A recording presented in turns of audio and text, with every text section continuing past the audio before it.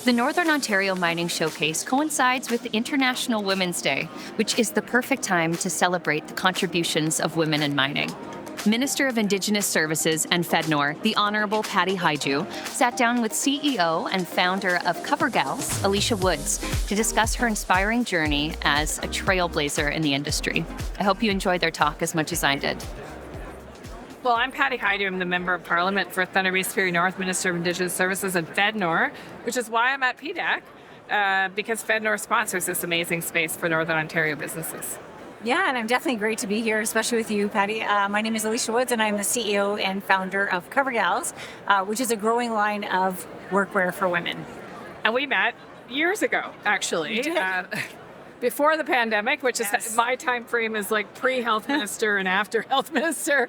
Yeah. And I remember being very impressed with your story at the time because you yourself had been engaged in the trades and you knew that things weren't working for women. Tell me a bit about the kind of genesis of your business. Definitely. So, at that time, I was actually still working full-time in the mining industry. So for me, I started in the mining industry back in 2000. And when I had to go underground that first time, I had to go to the local safety supply store. And to my surprise, there was nothing for women. So honestly, for the next 10 years, I just never drank anything before going underground because not only was the fit of the coverall an issue for me, but it was the functionality. In the summer of 2011, I got stuck underground, consumed 3 bottles of water without realizing it, and had to face what I had avoided for a decade, which was taking all of my gear off to use a porta potty, which actually had no door. And so fast forward, that's how the Coverall was born. I came home, I designed my own coverall, and then women would see that I was wearing something that fit me properly, and so my seamstress would make a pair here and there. And when we met pre-COVID, as I mentioned, I was still working full-time in the industry. Wow. But so much has changed since our last conversation.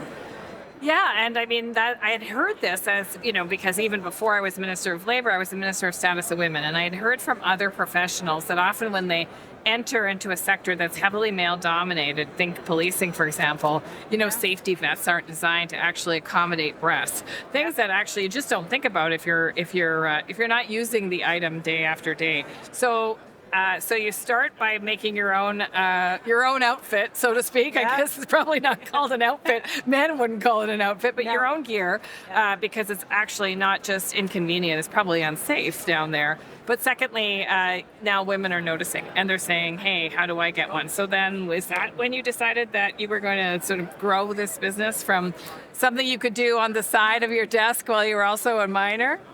Well, I think, so as I wore it, women would see me, and Valet in the Sudbury Basin took notice of it. So they approached me and said, as an organization, safety is number one, but we also want to attract and retain a female workforce, and we believe that this product can help us do that. And so just having that kind of, partnership, we worked closely together with them to have the garment trialed and then finally approved for wear. That's when we decided to launch a business. And so I was doing it on the side for a number of years. Which is hard. Yeah, which is hard. And, just actually before COVID is when I made the decision to actually leave my full-time career to take on Coveralls. And I think, you and I spoke earlier, I think when you're given a platform or an opportunity to actually make change and have positive impact, I think it's something that you need to do. And so for me, at that moment, I felt like Coveralls was the way in which that I could actually leave my, fingerprint and have positive change. And it does take that it's a courage, really, to leap from one place to another. I'm familiar with the feeling.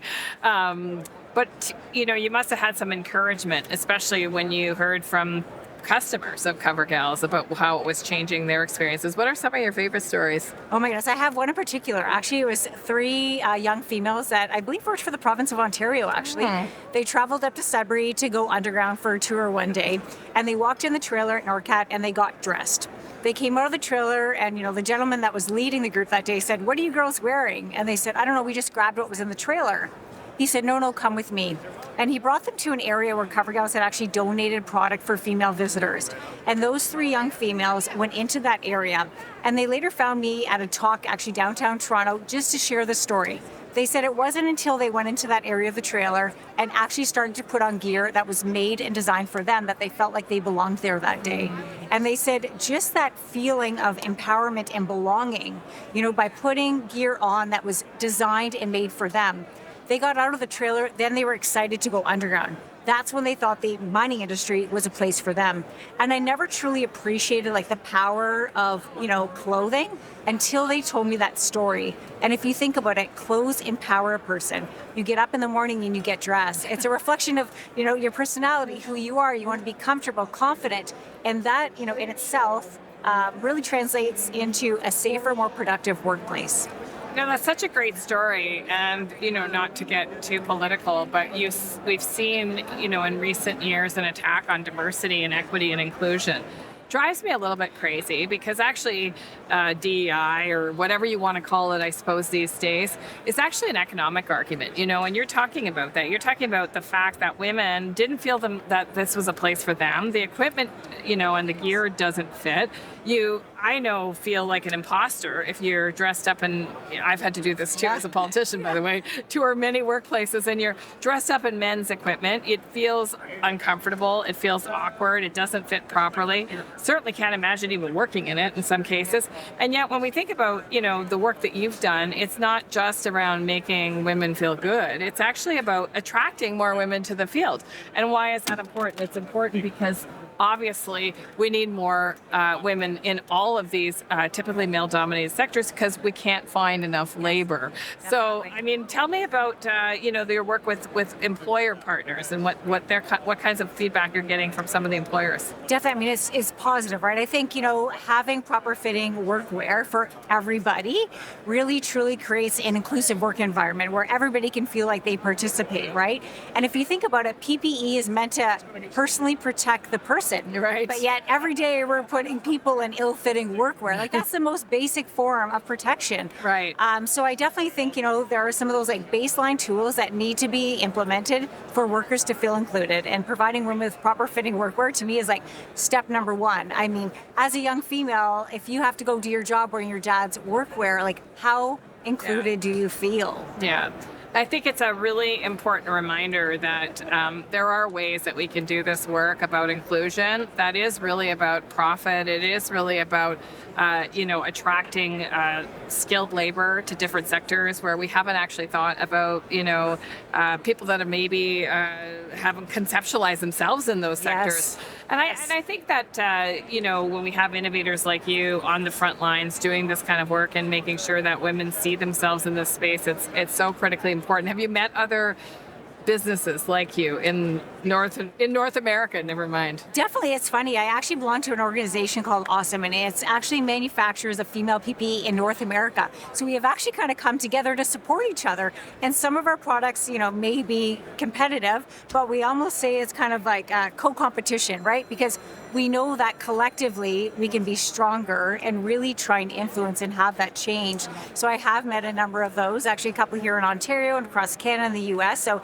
it's nice to see that there are more of us coming out to support women because there is space for all of us. Yeah, and I think that that's what the industry is increasingly realizing is that if they want to meet their labor demands, if they want to meet their targets, and if they want to be able to continue their growth trajectory, there is an untapped market, and it is often women in this case of mining or some of these other sectors. So I think your story is just such an incredibly inspirational story. I think we don't give small entrepreneurs enough credit when we think about the courage that it takes to make that leap from really a salaried job where you're making money, you're going to get a paycheck. That must have been a really kind of scary leap from being an employee to being really responsible for a business. Oh my goodness, yeah, terrifying, right? Because you have this, comfortable job with tons of growth opportunity.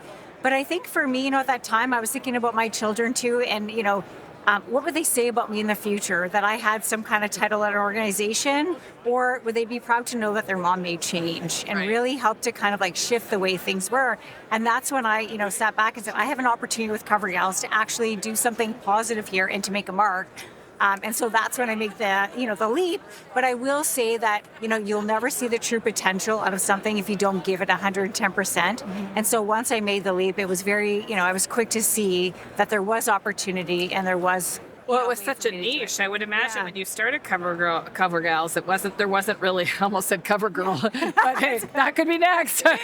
When you started CoverGals, I would imagine there wasn't too many people in the market at that point, eh? Oh my goodness, no, I've been doing this for well over a decade now, believe it or not. Wow. But I do feel like, there's been a lot of learning along the way, a lot of bumps, but it has really positioned us now to really take advantage of what's in front of us. And I think of, our new partnership with Mark's Commercial, and they're really committed to helping us kind of, make that change. They're one of our distribution partners that, walks the talk.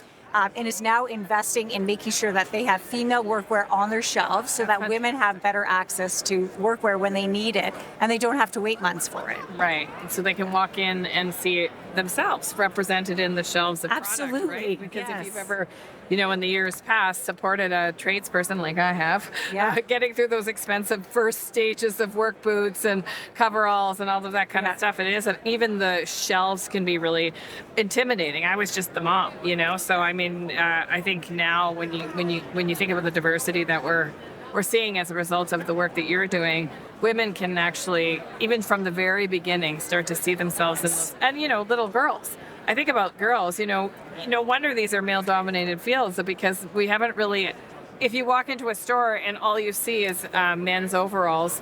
Yeah, and it's true. And I think there's a subtle symbol. You were talking about Absolutely. that earlier, right? Yeah. There is. And I think, when I reflect back on my past, I was very lucky in that I was raised kind of, in a home, in a manufacturing facility where I was never meant to feel like I didn't belong. Like thinking back, I always thought the mining industry and the manufacturing industry was for me, but that's because my dad, my grandfather, my uncles allowed me to kind of be included on the shop floor. Right. And so I think I was very fortunate, and now I feel like I need to leverage the platforms I have to help other women. That's so interesting. It makes me think that there's room to grow even into other sectors as well. I think about all those other women in sort of non-traditional sectors that are still struggling in, not appropriate, not fit for them gear. But and you know what? For those women, what we do is, if they're not comfortable with using their voice to their employer or to the organization, we encourage them to come to us, and we will be that voice to advocate for them. Wow, so you're doing. Well, I feel like I'm comfortable using my voice, so that's for those that aren't, right, because they may not want to rock the boat in their respective role, we would be more than happy to do that for them in a roundabout way. And I think that's such a value add for any employer that's looking to not only retain the women they have, but to attract new people to their sector. Yeah, Well, thanks absolutely. for what you're doing. What a fantastic story. Great to catch up. Yeah, great to catch up.